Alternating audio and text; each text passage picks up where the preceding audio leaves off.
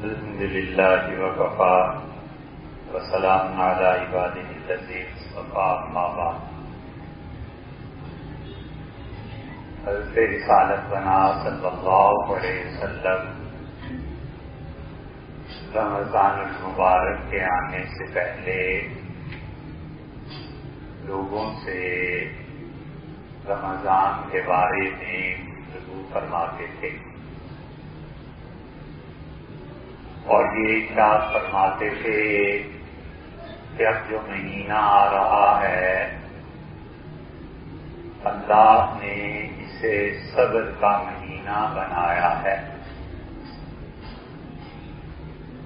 اور ارشاد فرمانے کا مقصد یہ تھا کہ انسان بہت سی خواہشات کی تکمیل میں صبر کرتا ہے، اور صبر انسانی زندگی کی وہ حقیقت ہے جس پہ اللہ تعالیٰ نے امامت کا وعدہ فرمایا ہے کہ جو قوم، ملک، افراد، امت جو صبر کرتے ہیں اللہ نے فرمایا وَجَعَلْنَاهُمْ أَئِمَّةً، ہم انہیں امامت کے رتبے پہ فائز کرتے ہیں، یا ہم نے کیا لَمَّا صَبَرُوا، جب لوگوں نے صبر کیا۔ صبر مجبوری کا نام نہیں ہے، صبر اس چیز کا نام ہے کہ آدمی اس چیز پر قدرت رکھنے کے باوجود منع کرنے کی وجہ سے رک جائے۔ ایک آدمی خیانت کر سکتا ہے، سرکار کا مال ہے، جس طرح چاہے استعمال کر لے اور اپنے گھر اور اپنے اکاؤنٹ میں ڈال لے، کوئی پوچھنے والا نہیں، اس کے باوجود وہ اپنے آپ کو حکومت کے مال سے بچاتا ہے اور اللہ کا خوف رکاوٹ بن جاتا ہے، تو یہ آدمی صبر کرنے والا روزہ رکھا ہے اور کوئی دیکھنے سننے والا نہیں ہے اور اس نے افطار کر لیا مغربی افطار سے پہلے، تو یہ بھی اس نے صبر کیا اور صبر کو ختم کیا، تو صبر کو ختم کرنے کی وجہ سے اللہ کی ناراضگی، اور اللہ اگر چاہے تو معاف فرما دے اور چاہے تو اس سے سزا دے۔ اور صبر بڑا لمبا ہے، اور اللہ نے صبر سکھانے کے لیے ایک چیز یہ کر دی کہ روزہ رکھیں، اور اسلام کے آغاز میں دن کا بھی روزہ تھا اور رات کا بھی روزہ تھا۔ صبح سحری کھا لی، شام کو افطار ہو گیا، کھانا کھا لیا، اور اس کے بعد پھر اب سحری تک پھر روزہ شروع ہو گیا، اور کوئی چیز کھانے پینے کی نہیں ہے۔ جو پابندیاں دن کو تھیں وہ پابندیاں رات کو بھی ہو گئیں، اور بعد میں اللہ تعالیٰ نے احسان فرمایا کہ رات کے لیے اللہ نے اجازت دی کہ اس میں کوئی معاونت اور پابندی نہیں ہے، البتہ دن کی پابندی کو اللہ نے برقرار رکھا۔ وہ جو روزہ 24 گھنٹے کا 22 گھنٹے کا گویا ہوتا تھا، اسے کم کر کے اللہ نے 15-17 گھنٹوں کا کر دیا۔ اور اسی طرح یہ بھی روزہ ہے کہ انسان کو ایک ساتھ ترقی مل گئی اور پیسہ آیا، اور 6 مہینے میں وہ سرکار کے مال میں خرد کرتا، 6 مہینے سال اس نے صبر کیا۔ اور ایک روزہ ایسا ہے کہ آدمی جب جوان ہوا تو اس وقت سے شروع ہوا اور موت تک وہ روزہ ہے، اور اللہ نے ان چیزوں کو حرام قرار دیا۔ اللہ نے کہا اس کی افطار موت کے وقت ہے، تتنزل علیہم الملائکہ، ہمارے فرشتے مرتے وقت اس کے پاس آ جاتے ہیں اور کہتے ہیں اللہ تخافوا ولا تحزنوا، کوئی ڈر نہیں ہے، کوئی خوف نہیں ہے، اور اللہ کے فرشتے اسے کہتے ہیں کہ دیکھو اللہ کہتا ہے الذین قالوا ربنا اللہ، جنہوں نے یہ مانا کہ خدا ان کا پروردگار ہے، ثم استقاموا، اور پھر اس کو ہر لمحہ ہر دن وہ اس پہ ڈٹ گئے کہ اللہ کی نافرمانی نہیں کرتی، تتنزل علیہم الملائکہ، ساری زندگی روزہ رکھا، جو چیزیں اللہ نے منع کر دی تھی ان کے قریب نہیں گیا، خیانت نہیں کی، جھوٹ نہیں بولا، صبر کرتا رہا، لوگوں نے دستکارا اور یہ معاف کرتا رہا، لوگ جھوٹ بولتے رہے اور یہ سچ پہ قائم رہا، اور نفرتوں کا مقابلہ کر کے محبتوں کو دیتا رہا۔ اللہ نے اس کائنات میں بڑی نشانیاں ہم لوگوں کے لیے رکھی ہیں، افسوس کہ ہم لوگ چشمے عبرت سے کام نہیں لیتے۔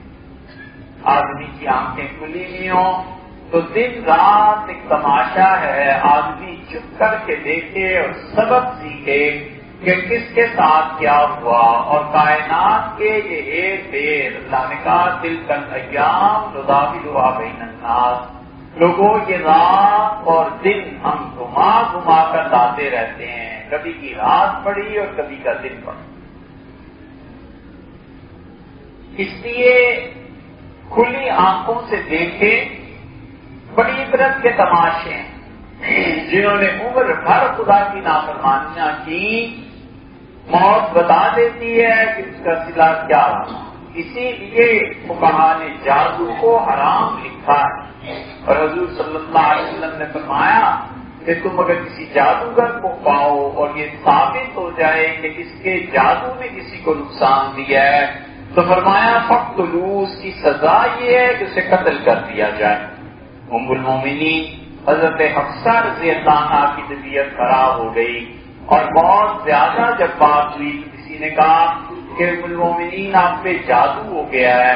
وہ سیدنا فاروق رضی اللہ عنہ، سیدنا عمر رضی اللہ عنہ کی صاحبزادی تھی، تو انہوں نے اس نوکرانی سے پوچھا کہ جادو کس سے کیا ہے؟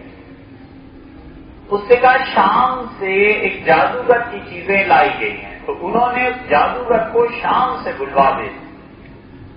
جادوگر آ گیا اور ام المومنین حفصہ رضی اللہ عنہا نے اس سے پوچھا، اس سے کہا میں نے آپ سے جادو کیا ہے موت کے لیے۔ تو اس سے حفصہ رضی اللہ عنہا نے اپنے شاگردوں سے کہا کہ اسے مدینہ منورہ کے قاضی کے پاس لے جاؤ اور انہیں کہو کہ حضور صلی اللہ علیہ وسلم نے جادوگر کو قتل کا حکم دیا تھا، تو اس کی گردن اڑا دیں، لوگ اس کی ایذا، تکلیف اور مصیبتوں سے، شر سے نجات پائیں۔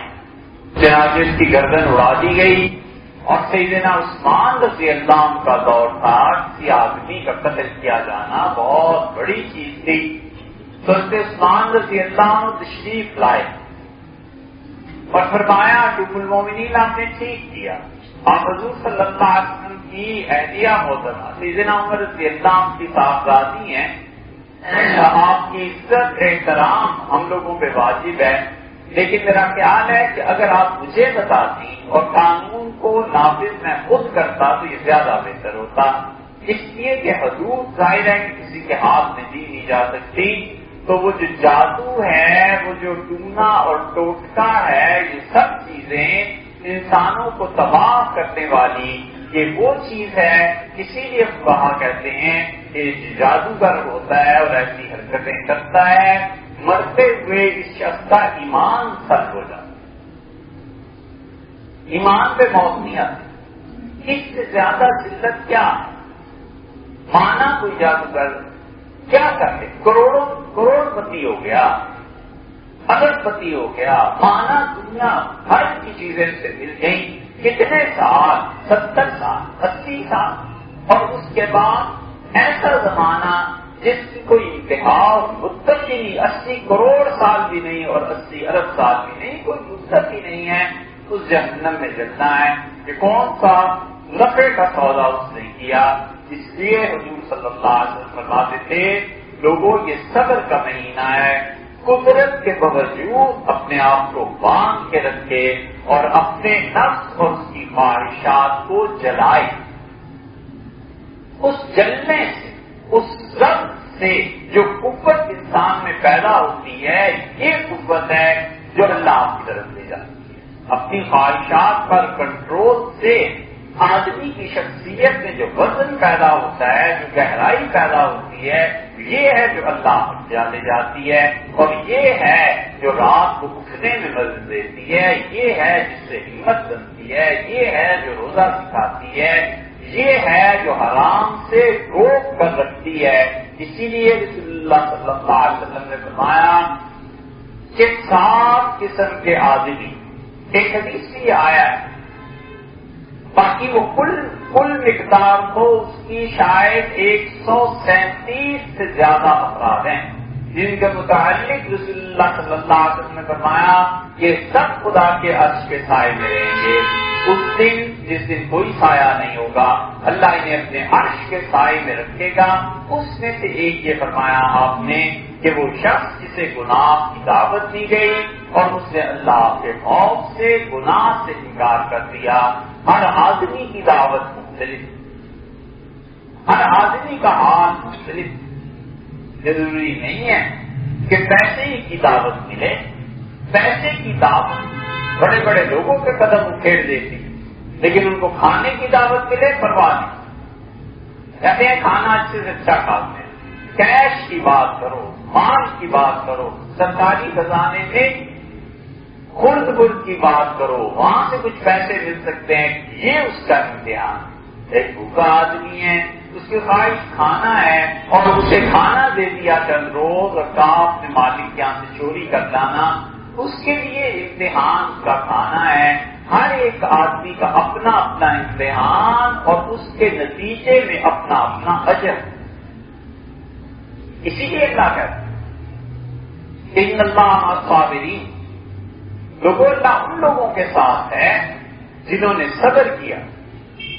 صبر اپنے وعدے کو پورا کرنا، اپنے وعدے کا وفا کرنا، جو عہد کیا تھا اس پہ قائم رہنا، بیوی کی تکالیف اور سختیوں کو برداشت کرنا، شوہر کی تکالیف اور سختی کو برداشت کرنا، اور نکاح کے اس معاہدے کو نہ توڑنا۔ اللہ کہتا ہے میثاقاً غلیظا، لوگوں یہ نکاح کوئی معمولی بات نہیں، بڑا پکا وعدہ ہے جو تم نے اللہ سے کیا ہے۔ اللہ سے شوہر نے وعدہ کیا ہے کہ تم کو آرام سے گا، بیوی سے وعدہ، بیوی نے اللہ سے وعدہ کیا ہے کہ شوہر کے حقوق کی نگرانی اور حفاظت کرے۔